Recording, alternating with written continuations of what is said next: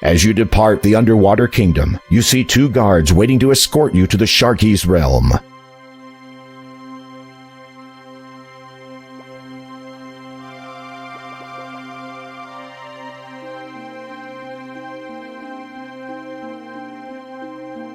The sentries swiftly guide you along the bottom of the seabed, descending into much darker, colder water. After keeping pace with them for what seems like an eternity, you notice a forebodingly dark area looming closer and closer. You have arrived at the border of the Sharky's kingdom. This is as far as the sentries will take you. One of the guards salutes you, then they both head back to the safety of their own waters. You're on your own from here, Graham. Those guards were sure in a big hurry to get out of here.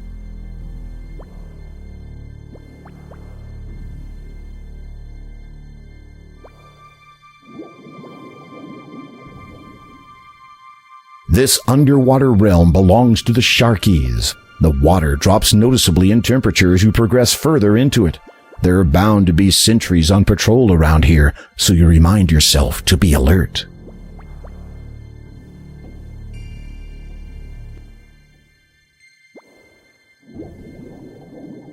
This underwater realm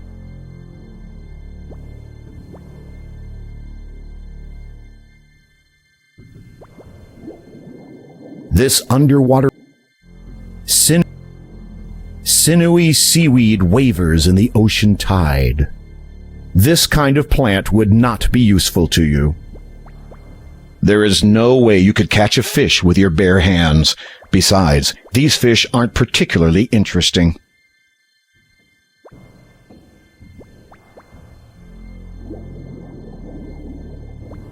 This would not be the safest place to dismount from your seahorse. There is no way you could... This kind of plant would not be useful to you.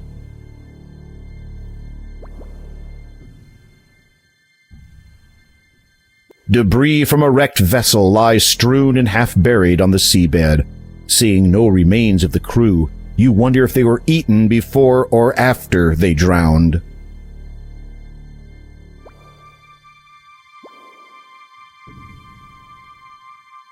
Debris. This underwater debris.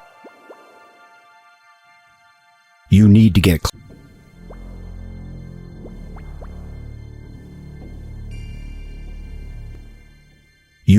closer. There is nothing of interest lying on the seabed, and you are not here to collect shells or coral. You need to...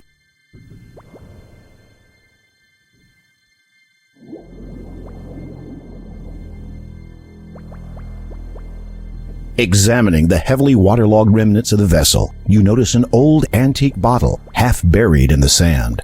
With great difficulty, you lean over in your saddle and manage to scoop it up.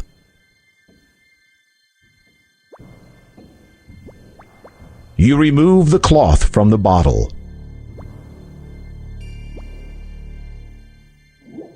The cloth seems to be a large sheet.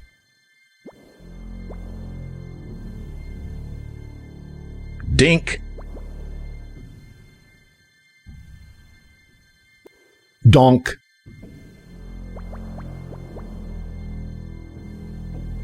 It is a clear, empty bottle. It has a silky texture. It is a large sheet of cloth. You don't find anything of value or interest within the wreckage.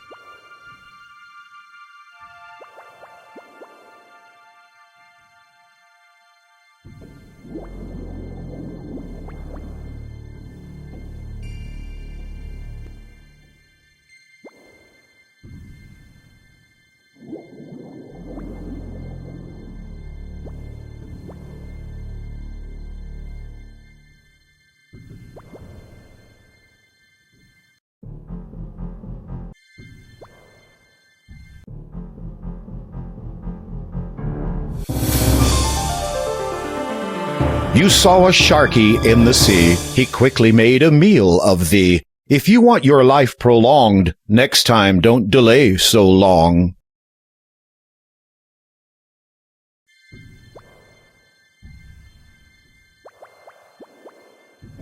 Donk.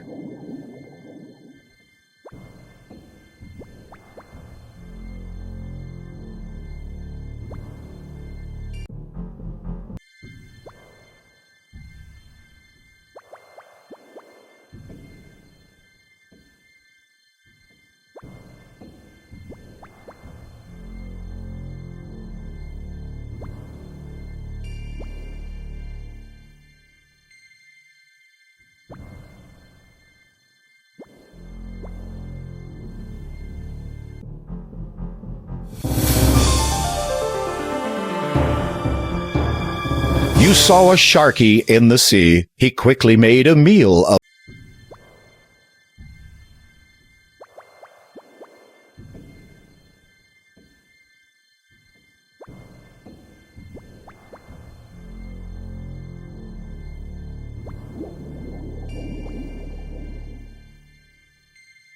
Alas, you cannot say a thing while underwater.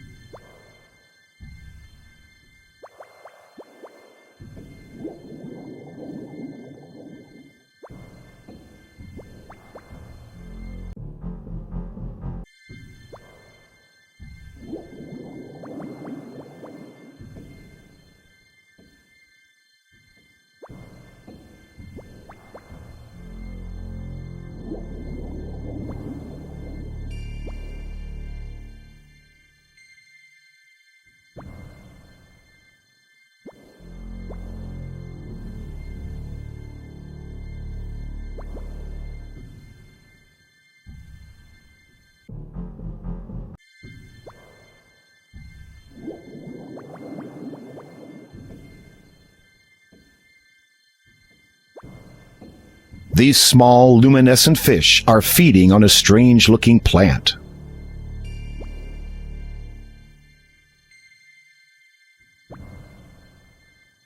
You place the empty bottle on the seabed close to the luminescent fish.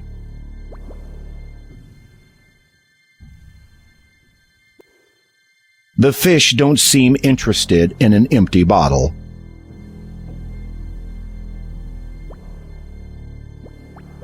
You take the bottle.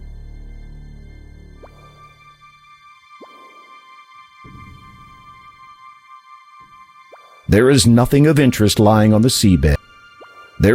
You can't reach the fish from here.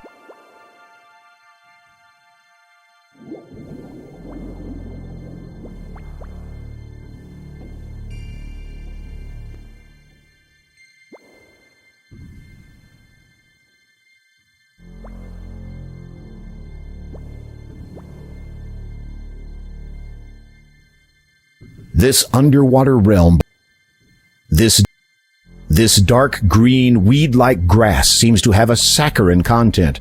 Some small fish appear to be feeding on the plant. You need to get closer.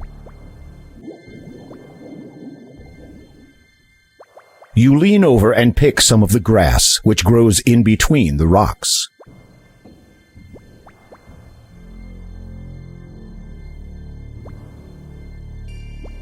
You chew on the end of the grass. It tastes sweet.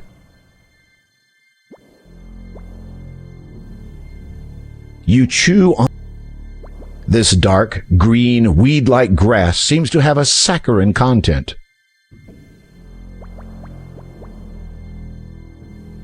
You stuff the sugary grass into the empty bottle and push it all the way to the bottom. Dink! It is a clear bottle. Inside you see some sugar grass. Donk! You place the baited bottle on the seabed, close to the luminescent fish.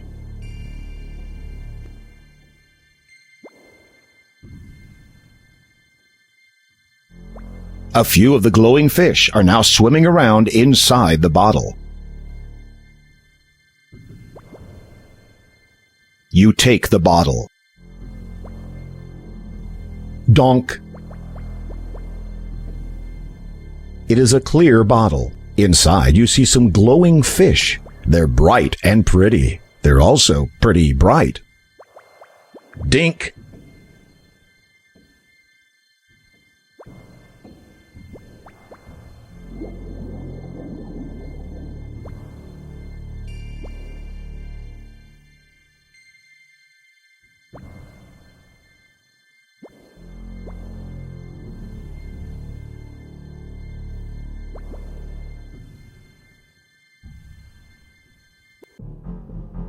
This is the main entrance to the Sharky's fortress. Judging by the looks of things, simply entering and grabbing the trident will not be as easy as you'd hoped.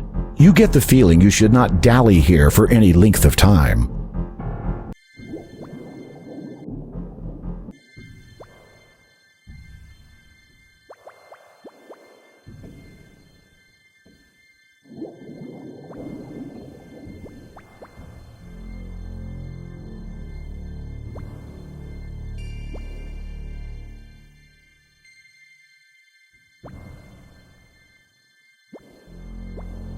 You are currently this under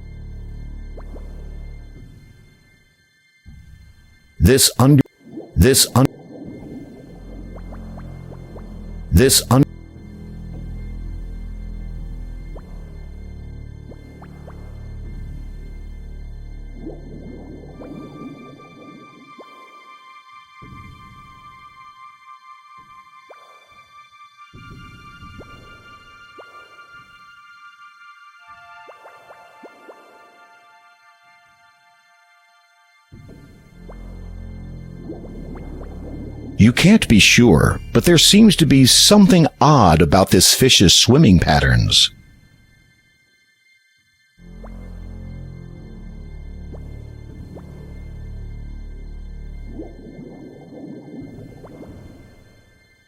The fish is too fast and slippery for you to catch. Leave it be.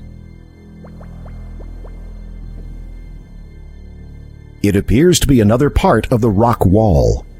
This underwater This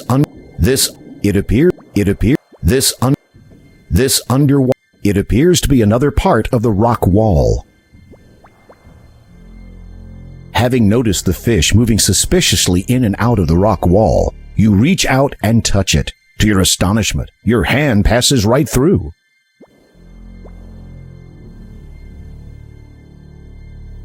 The western wall is but an illusion. You easily pass through it into a series of caves and tunnels on the other side.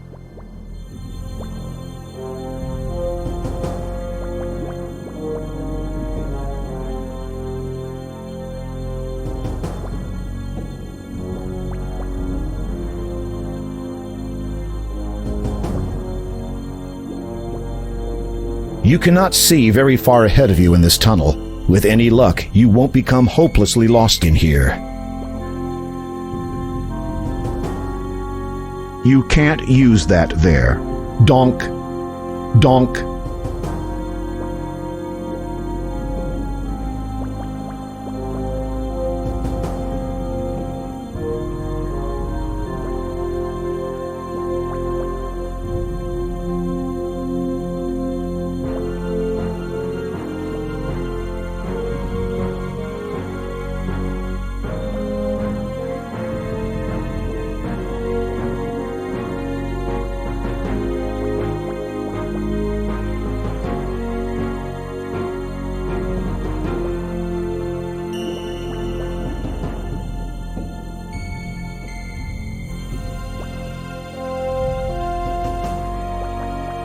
A large opaque shell seemingly blocks a tunnel to the north.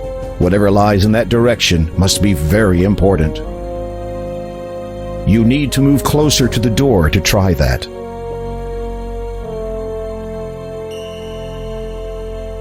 You can't budge the shell. Either it opens from the other side or it's just plain stuck.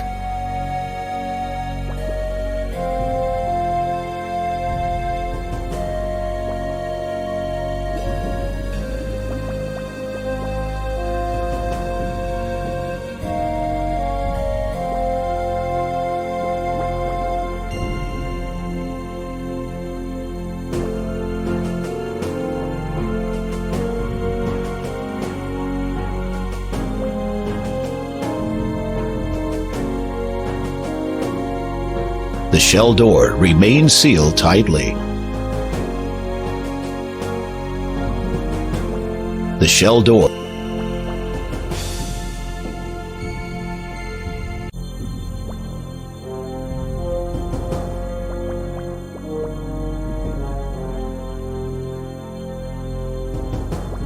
You slide your blade through a small gap in the door and pull with all your might. It is difficult handling your weapon underwater, and you realize that combat will not be an option. So if it ever comes to that, you are in big trouble. As you open the door, ample light floods into the underwater cave, and you are now able to make your way around without the glowing fish.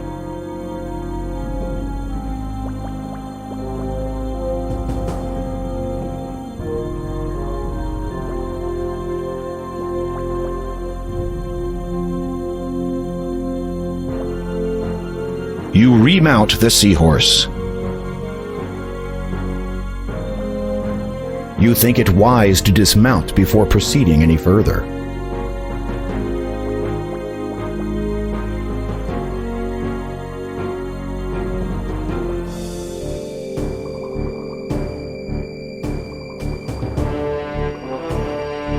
Oh no, the seahorse has followed you.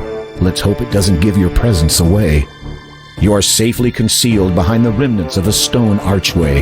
This is fortunate, as the king of the Sharkies is also here. Aside from his menacing appearance, he also seems to be in a very bad mood. I do not understand it. It should work for me. Is it not written that Trident's power can only be wielded by those of goodwill? Well, is it not? The king's aides nod fervently. And do I not possess the greatest will in this kingdom? No one can best me in battle. My resolve is unshakable. No amount of bleeding can dissuade me from slaughtering my enemies. Does this not signify that my will is the best there is? The Sharky King's aides seem all too willing to agree. Then why does it not work? You watch carefully as the Sharky King taps 4 shells in order around the arch.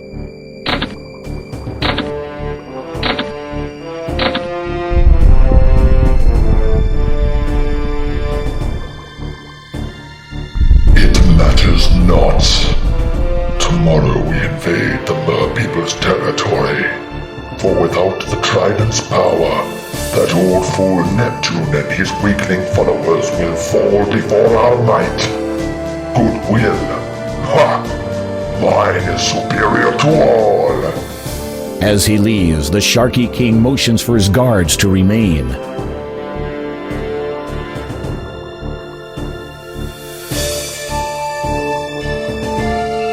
A seahorse whisperer you are not. The seahorse does not appear to be interested in that. Having an idea, you approach your somewhat reluctant steed and slap him hard on the back.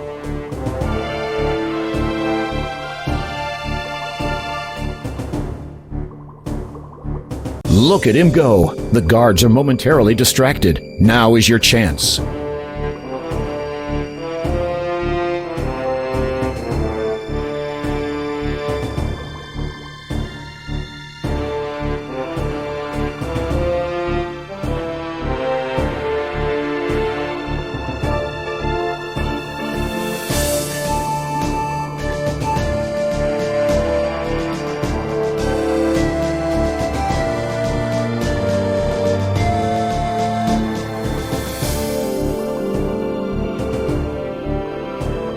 You push on the shell.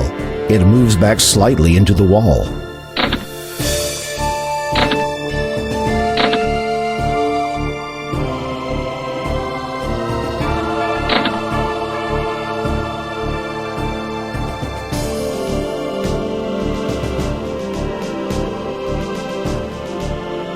You were never any good with this sort of thing at school.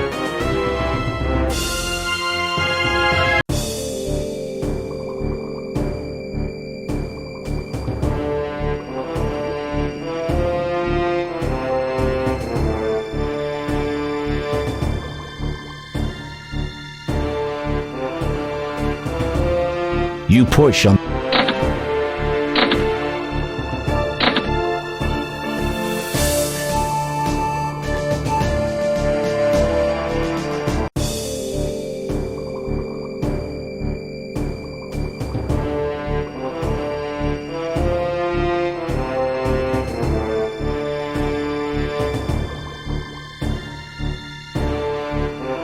You push on the.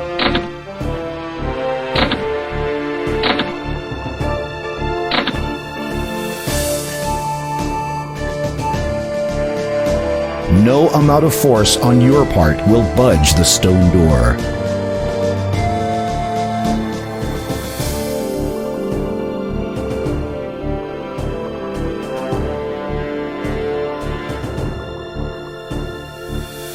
You were never any good with this sort of thing at school.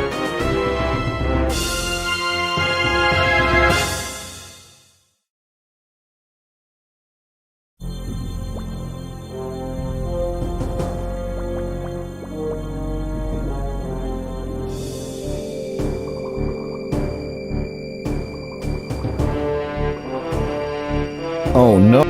You are. Is it well? The key. And no one might does The shark. then. You watch carefully as the shark.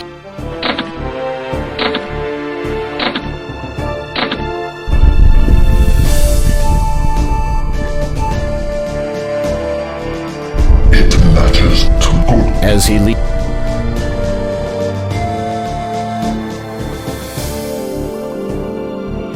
Having.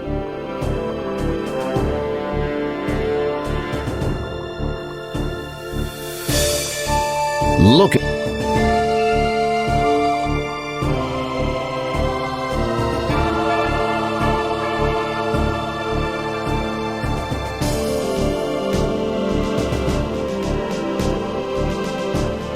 You push on the shell. It moves back slightly into the wall.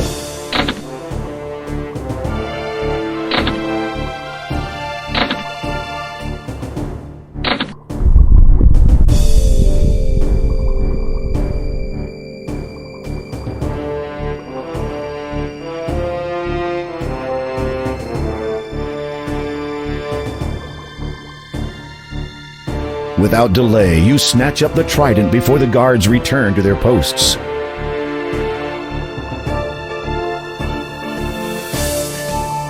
It appears as if the guards are losing interest in the seahorse. You had better get out of here quickly.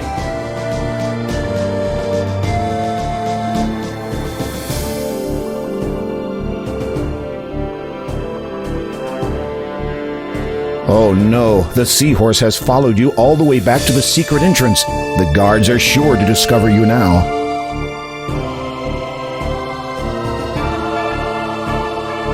You remount the seahorse. Your seahorse glides onward, flicking its little tail faster than ever. You grip the reins tightly, glancing nervously over your shoulder every so often to check for pursuing sentries. As you make distance, your anxiety melts into relief, but it is to be short-lived.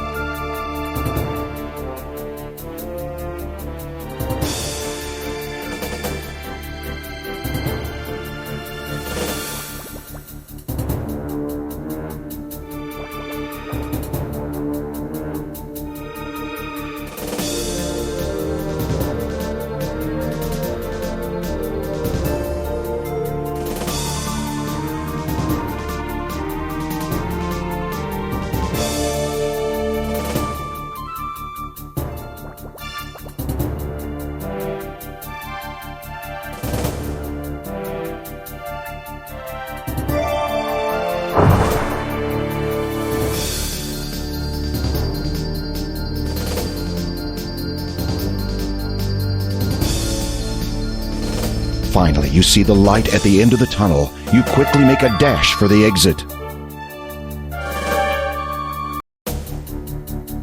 As you emerge, you realize you have only seconds before the guards come out after you. And even if you could outrun them, you're sure the commotion would attract the sentry's attention. Then you'd be in real trouble. Suddenly, you hear a strange voice in your head. He of noble and goodwill, royal trident thou may wield.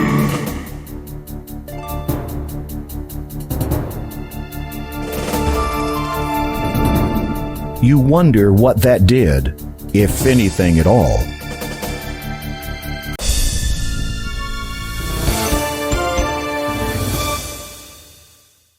Oh. Attempting to discover the meaning of threefold pain? Attempting to You have already made the wall solid. It appears to be another. You touch the wall. As you suspected, it is now as solid as rock.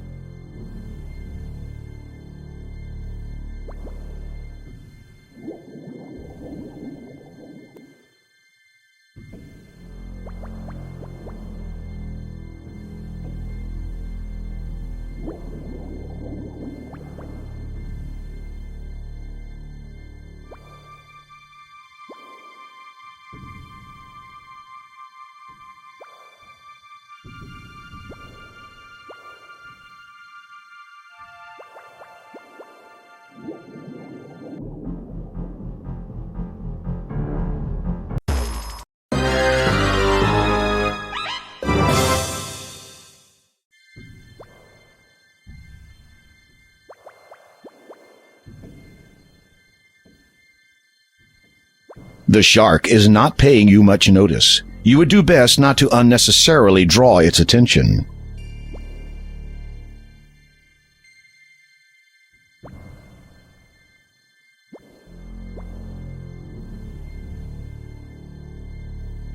The gates are now securely locked, and the sentries are gone from their posts. The Sharky King must have sent every guard at his disposal to find the missing trident.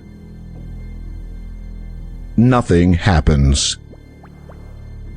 The gates are locked securely from the inside. You can't open them. Besides, why would you want to go back in there?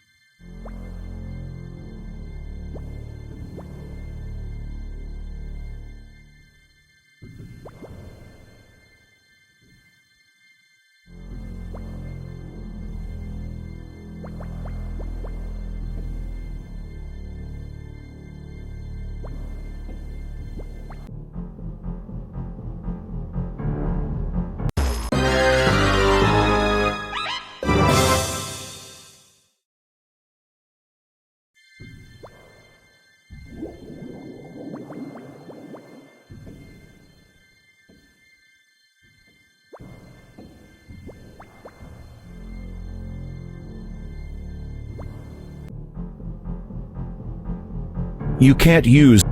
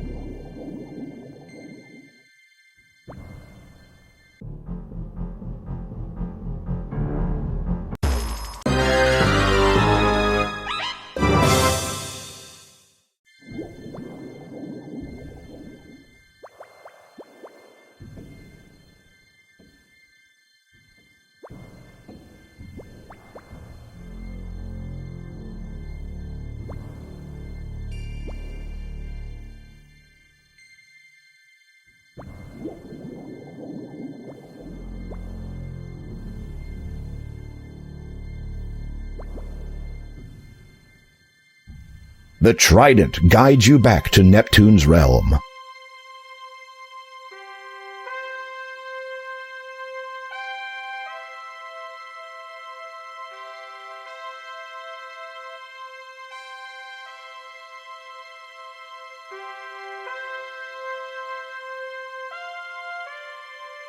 You approach the king. He smiles and graciously accepts his trident from you. Then he calls everyone to attention. To commemorate the return of my trident, and to honor King Graham's success, I hereby call for a celebration. The celebration lasts for some time. You eat, drink, and have a merry time with many of the mer people.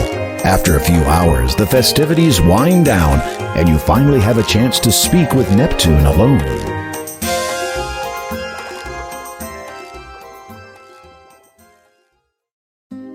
The gems of nature represent the 3 stages of life.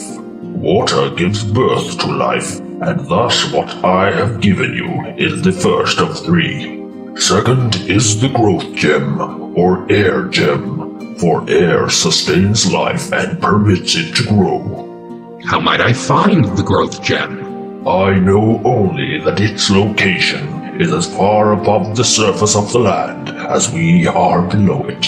Beyond that, I cannot aid you. A smirk crosses Neptune's face momentarily. You might say that air is not exactly my element. You decide that the beverages consumed were to blame for that one. And the third gem, Your Majesty? Third is the death gem, the completion of life and the natural order of things. The Door of Destiny understands this now, as did the ancients who imprisoned the soul within. As for that gem's location, I had hoped you would have no business venturing to the castle. Kolima was once ruled from that place, but sadly her people have not seen their lord for quite some time. But if you please, I would prefer not to dwell upon this subject. You have done me a great service this day, and I thank you. Good luck, King Graham, and good speed.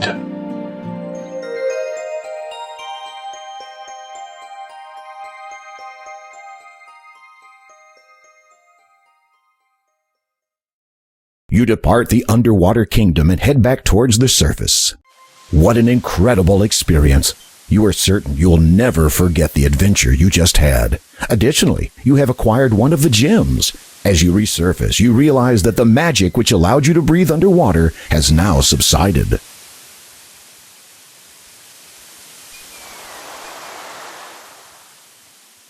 You are not the Door of Destiny.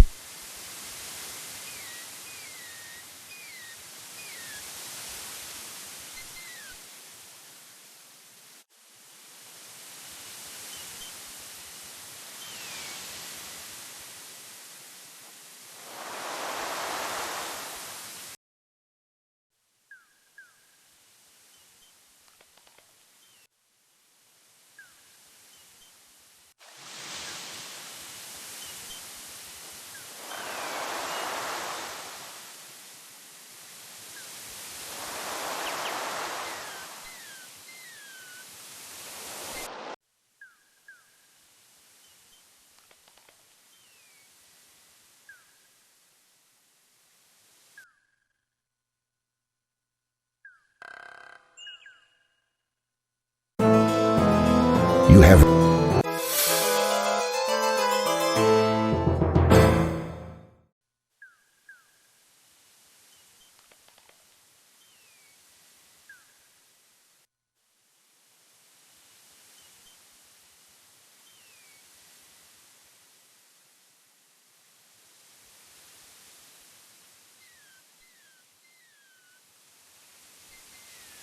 It is a human skull with a radiant blue stone wedged into its eye socket.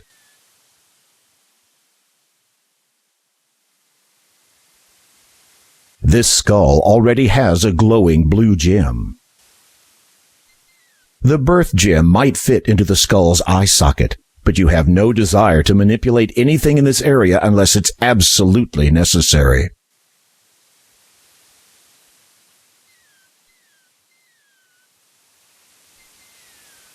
That has no effect on the skull.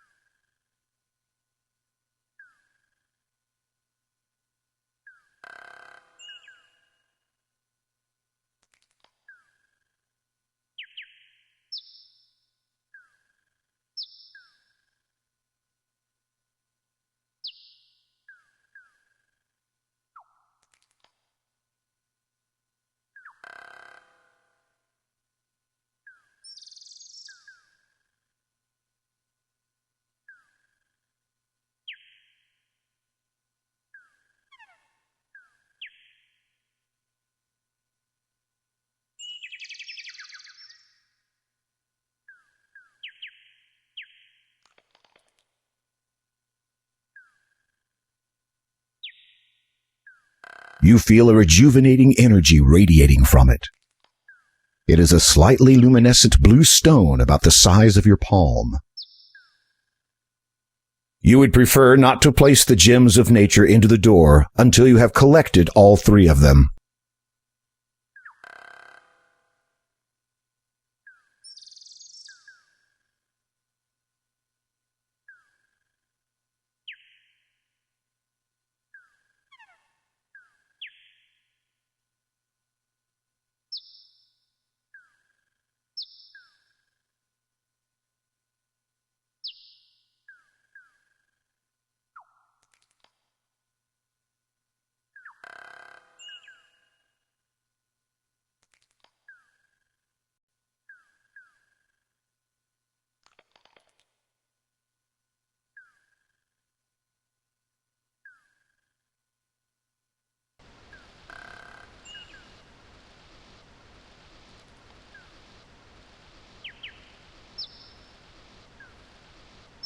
Don't throw that into the spring. You can't use that there. You can't use... You blow through the reed.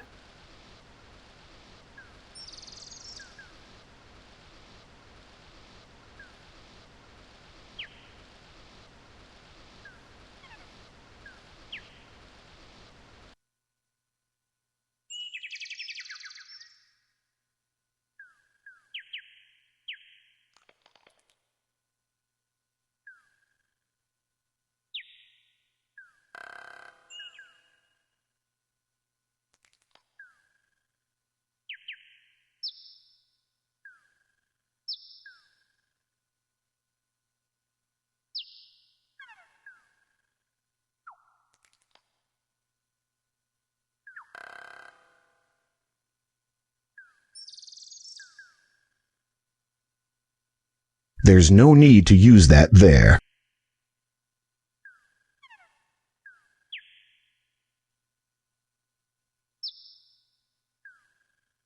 Here, this might help your sneezing. Oh, thanks. Here, you can have this back now. You retrieve the partially used cloth from the haystack. Feel better? Yeah, it's so good to be able to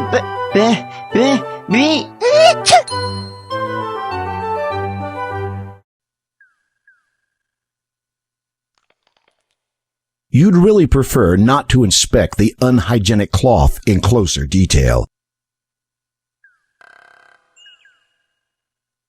you'd really prefer.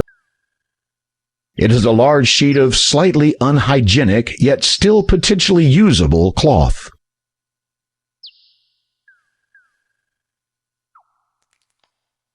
A shiny silver needle lays on the ground near the haystack. You take the silver needle. Ouch! The needle pierces your skin easily.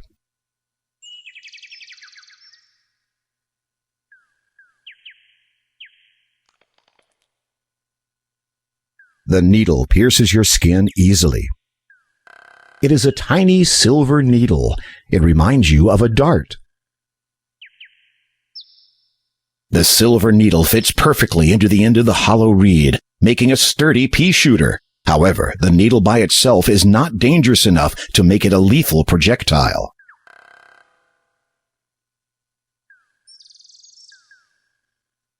Save it for when you really need it. Save it for save, save,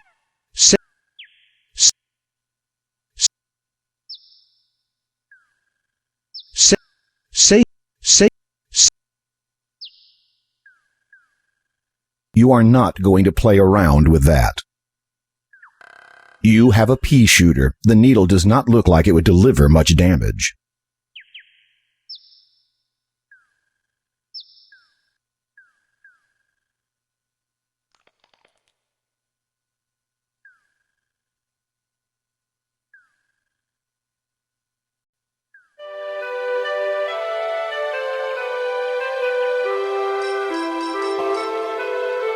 Don't throw that in the fountain.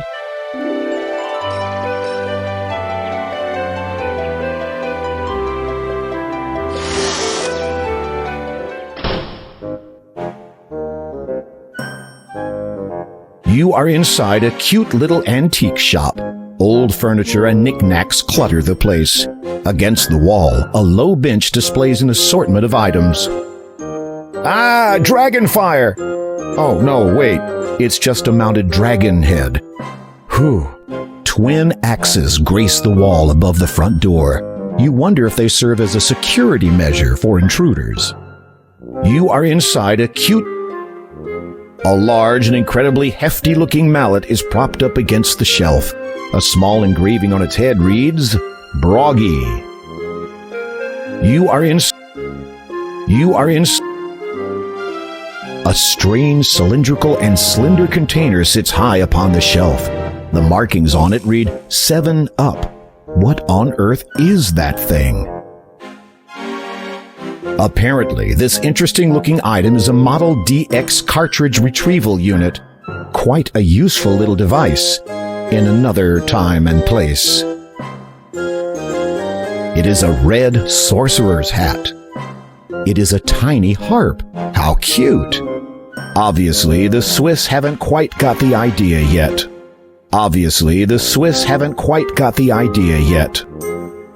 You are inside it. There are some vases on display in this antique shop.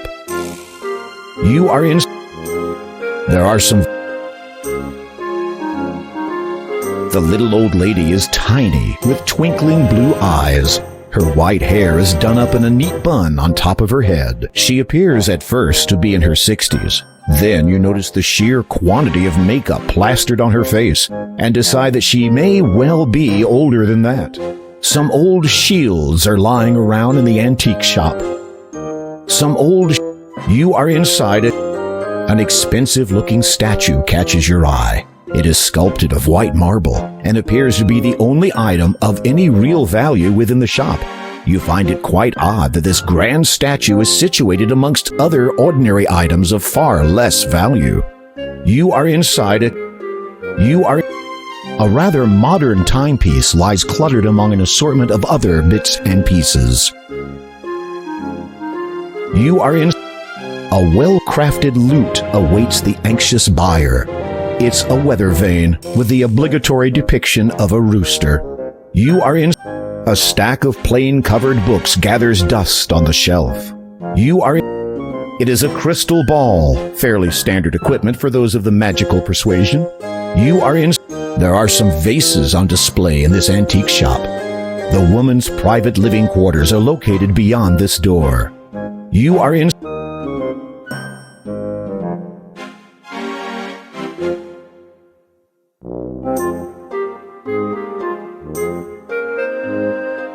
You couldn't even move it, let alone lift it.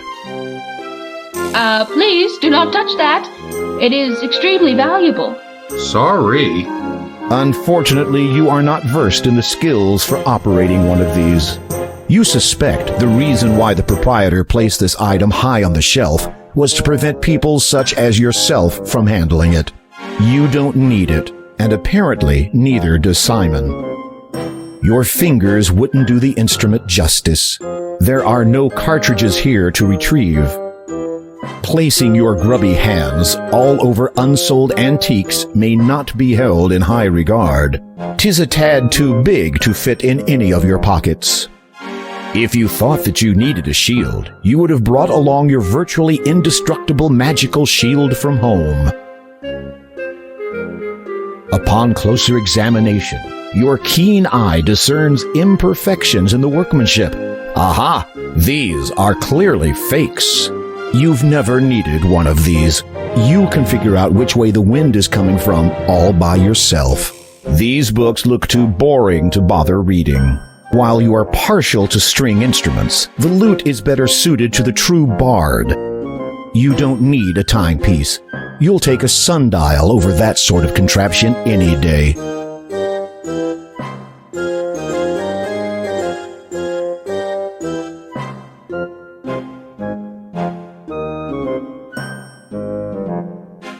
You know better than to poke around inside a lady's private domain, or in this case, a woman's private domain.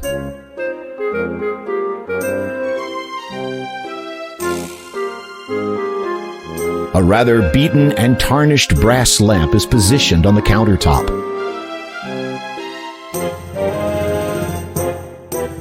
Good afternoon. What can I do for you, dear? Hello. Do you sell anything that would aid in ascent up a mountain? Unfortunately, I do not sell climbing equipment, or anything of that sort. This is really a specialist store. Oh. However, I do have an item which you might find useful. This lamp is said to contain a genie. Never tried it myself, of course. I do not believe in using magic to solve my problems. Nature has made us as we are, and we should be glad of that. Uh-huh. How much for the lamp? The old lady hesitates. You sense she wants more from you than your money. You hope it is not anything that you will regret. Well, seeing as how you are a man who seems adept at taking care of himself, perhaps you could do a small favor for me? Somehow, you knew she was going to say that. I once owned a beautiful nightingale, quite rare around here, but the sentimental value far outweighs its monetary worth. That foul old witch Hagatha has stolen it from me, probably to use in some concoction or another. Her nose screws up in disgust. So, if you could be a sweetie and retrieve it for me, I will trade you the lamp for the bird. Agreed? Well, I will see what I can do. Do be careful. If Hagatha should spot you out of her good eye, then you'll be in for it.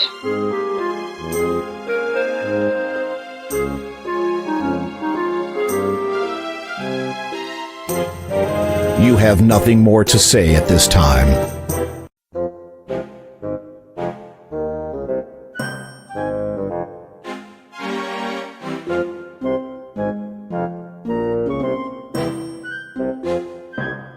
Angelina is not interested in that. Angelina is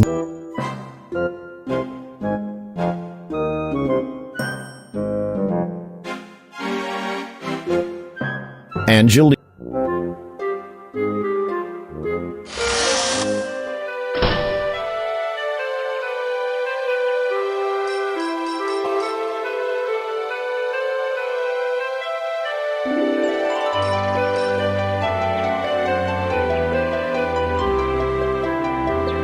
Save it for when you really need it.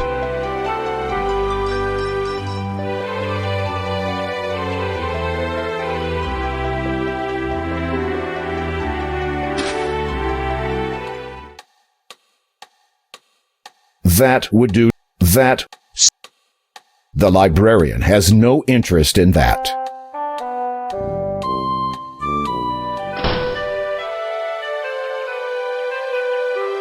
The town gives you a pleasant feeling.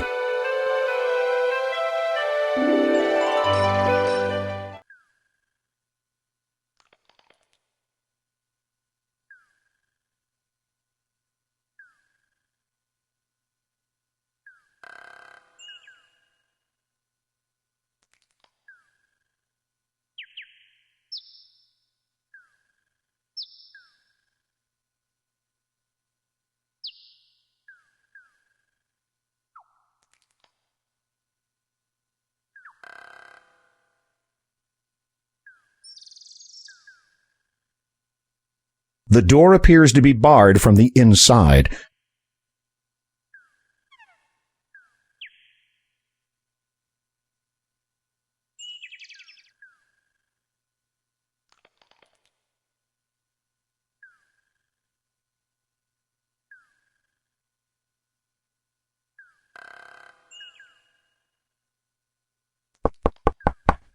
You rap on the treehouse door and wait a moment, but get no response.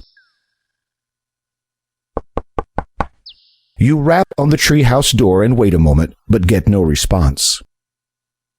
You have come upon a quick little dwarf. Dwarves have a bad reputation for stealing treasure.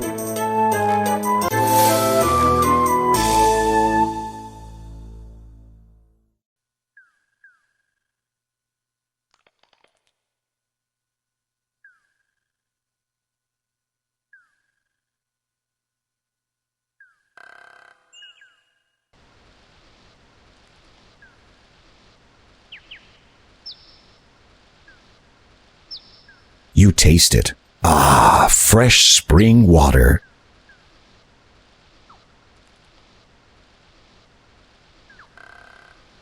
Touching the necklace reveals that the opal is perfectly smooth. You try to place it around your neck, but it doesn't fit over your head.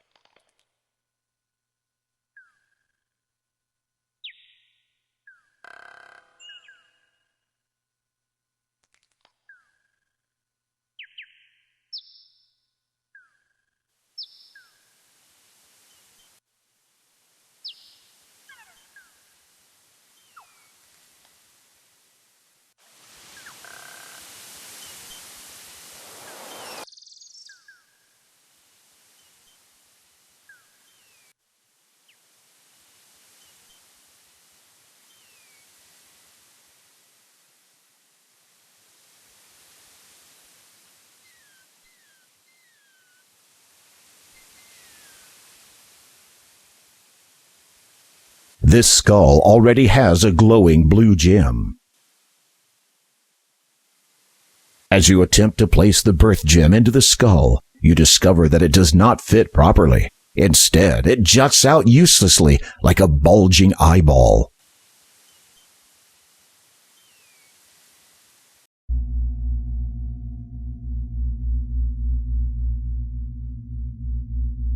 You take the birth gem.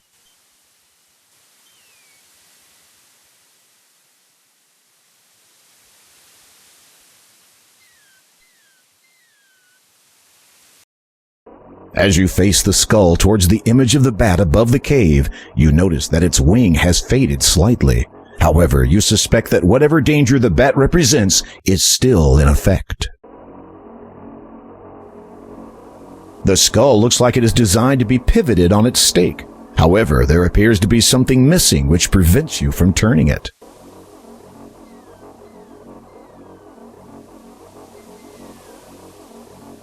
That has no effect on the skull.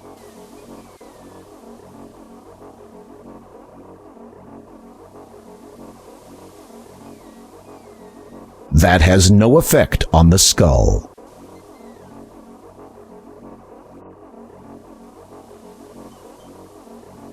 As you attempt to place the birth gem into the skull,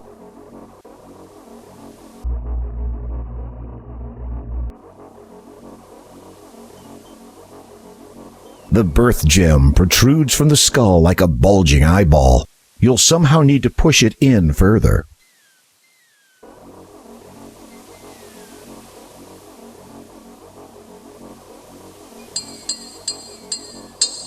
You gently tap the birth gem with the mallet, hoping not to break it. It budges only slightly. You give it a harder hit. It moves a bit more. You hold your breath and give the gem an almighty thwack. It pops into the skull.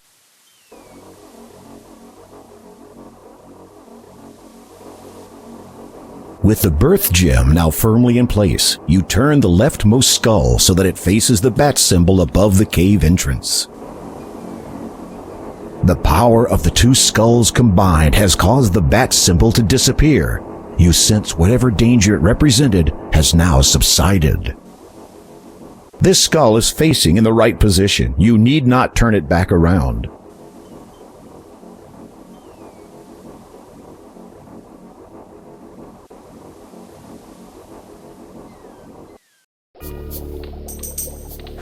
As you enter, you are almost overwhelmed by the foul stench which molests your nostrils. It is obviously coming from whatever Hagatha is cooking in that large cauldron of hers. There are some things of interest on the other side of the cave, but you have no means of crossing over there safely at this time. A caged nightingale sits on the floor near the northern cave wall. The light from outside barely penetrates the interior of this cave. So long as you keep your distance, Hagatha shouldn't notice you. This is certainly a forbidding cave. Your eyes slowly adjust to the dim light, and fear grips you as you notice human skulls lining the wall. You see a gilded cage to one side and a workbench directly opposite. A cauldron containing a bubbling brew fills the cave with a putrid odor. A gilded cage sits to one side of the cave. A beautiful nightingale flits nervously inside. The cage is locked and chained securely to the wall. A sturdy wooden workbench stands at one side of the cave. A glass dome, semi-spherical in shape, sits on the table. It reminds you of a shakeable snow dome toy that you once owned as a child. It is a crystal ball, fairly standard equipment for those of the magical persuasion. The iron cauldron is bubbling with a nasty-smelling brew. A hot fire burns underneath.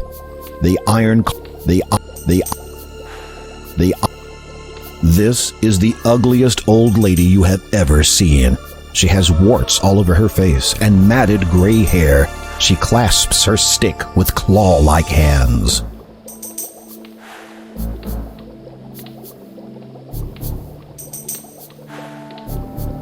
You hear Agatha begin a chant of some kind while stirring her brew. The fluid of blood with bone and flesh.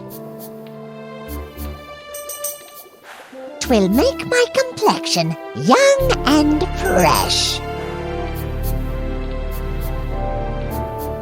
Inducing time to reverse its sail. All I need is a sweet nightingale.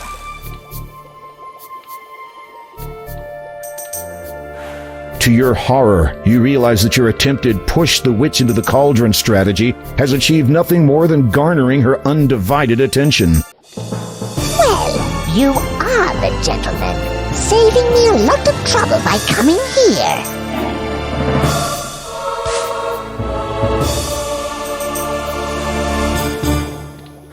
Did you really think that tactic was going to work a second time?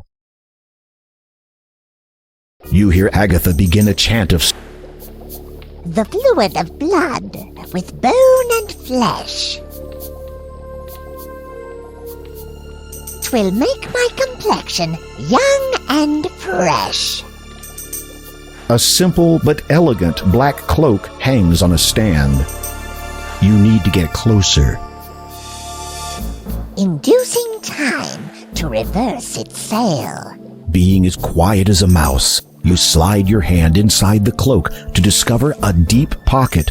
Amongst sticky and disgusting spell ingredients, you find a tiny silver key and a peculiar golden ring-shaped device. This odd circular device intrigues you. It depicts several different symbols around its outer rim: the sun, a mountain range, a drop of water, and a cloud.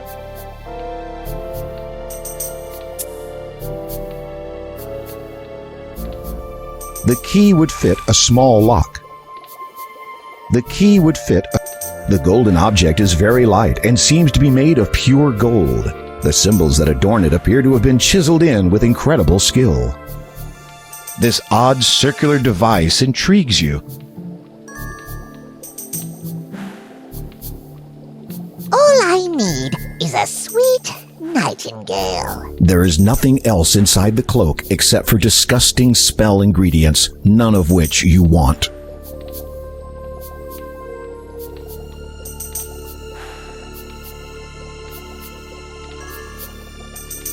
Uh-oh, Hagatha has seen you.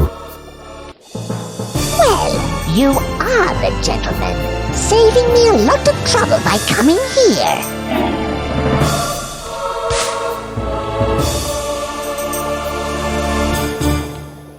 You wandered into the witch's lair, and where you stood gave not a care. She soon saw you, a smile she gave. Your flesh, your blood, your bones she craved. You hear Agatha be... The fluid of blood, with bone and flesh. being as quiet as a mouse. This odd circular device. The golden object is... The key would fit a small lock. 'Twill make my complexion young and fresh. Uh-oh, Hagatha has seen you. Well, you are the gentleman, saving me a lot of trouble by coming here.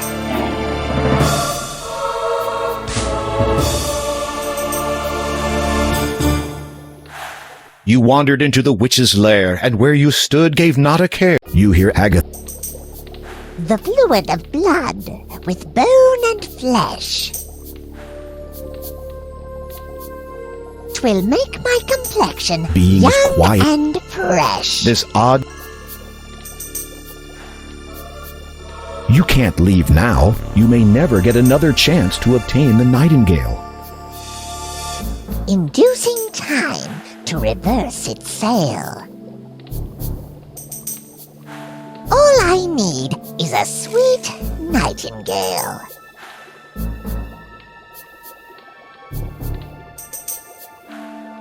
Uh-oh, Hagatha has seen you. Well, you are the gentleman, saving me a lot of trouble by coming here.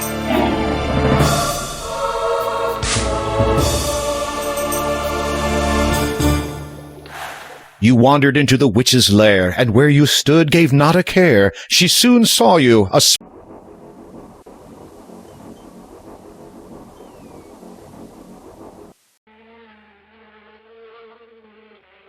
A few plants grow in this area.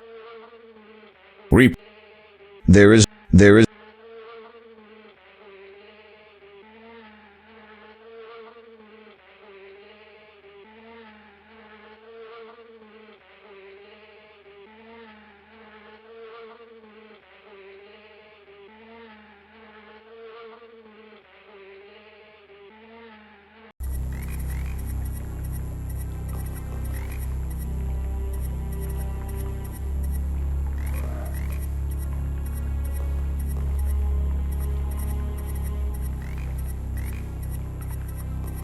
Very carefully, you bend down and soak the tip of the needle in the foul, toxic water. You now have a deadly weapon.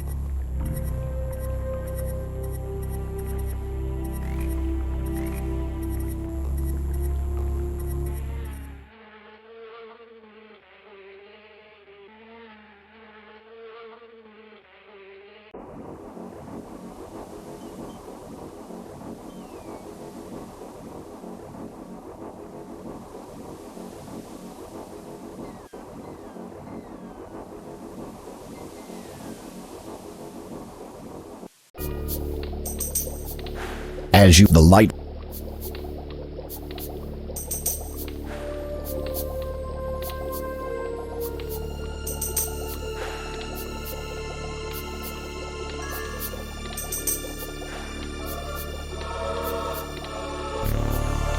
That would only serve to anger her. You hear Agatha. That would... The fluid of blood with bone and flesh.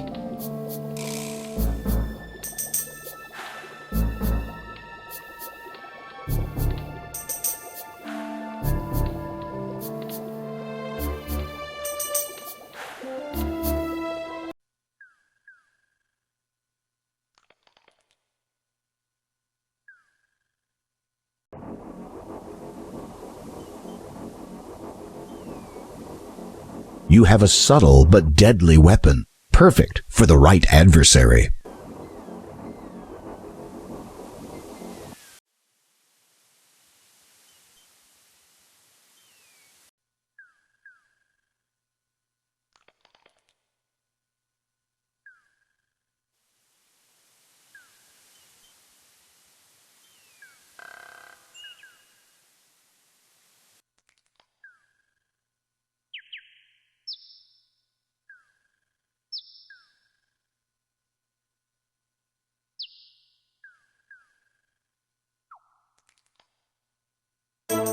You have come upon a quick little dwarf.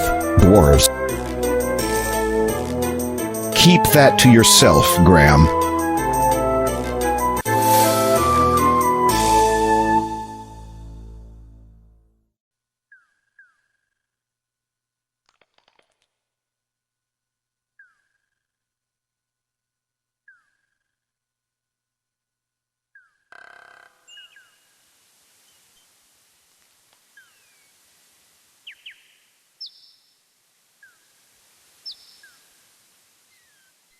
The baby bird doesn't seem interested in that.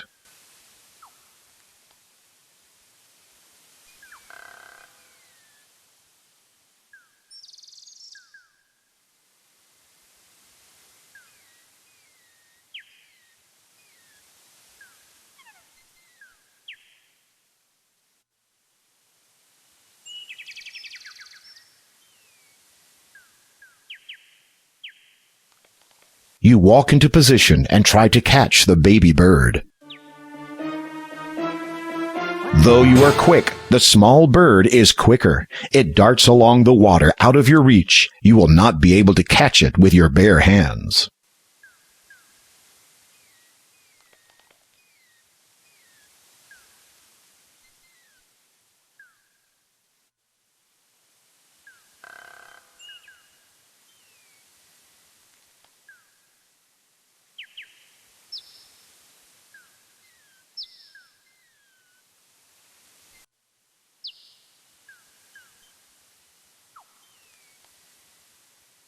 You attempt to open the door.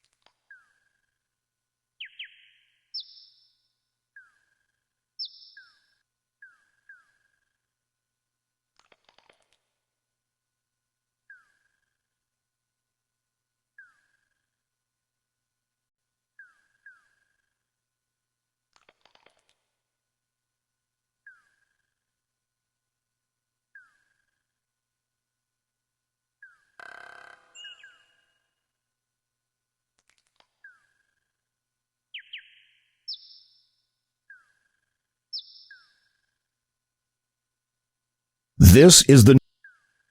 It feels...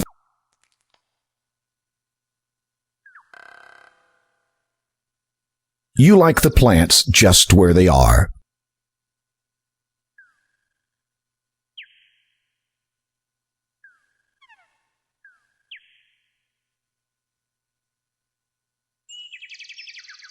Any wisdom that this... They're too young to talk. Wait, swans can't talk.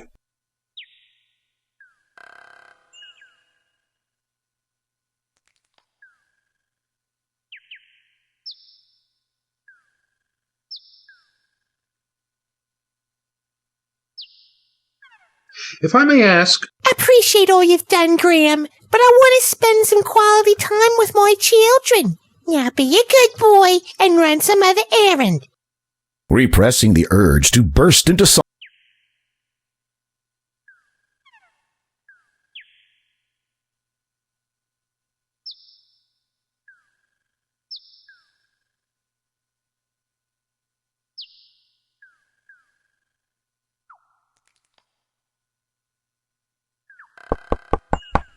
You rap on the...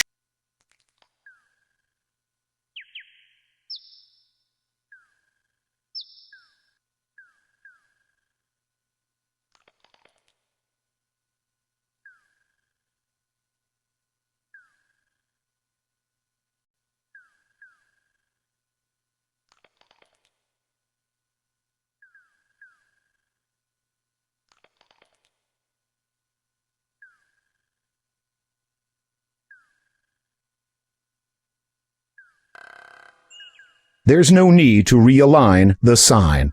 It's fine.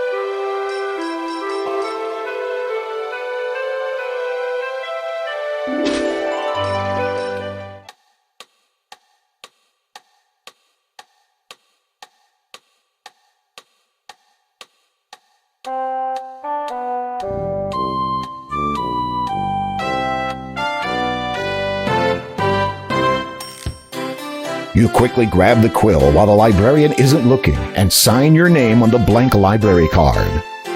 You replace the quill before the librarian notices it missing.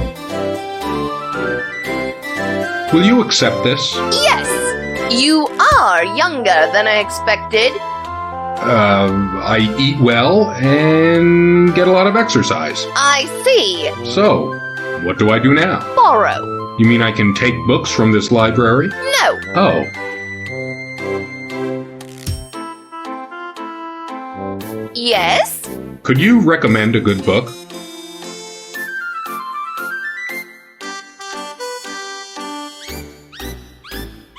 There.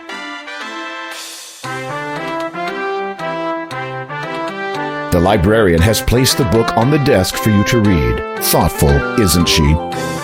The librarian has... This book is entitled Legends. Browsing through it, you notice an interesting excerpt.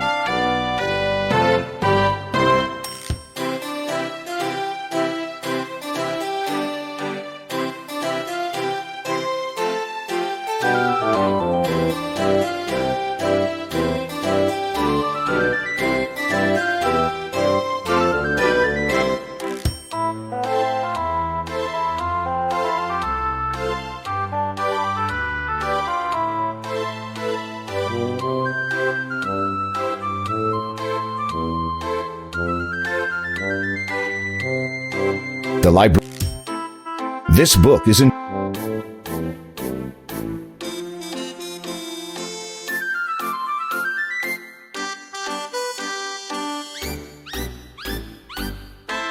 Yes? Could you recommend another good book?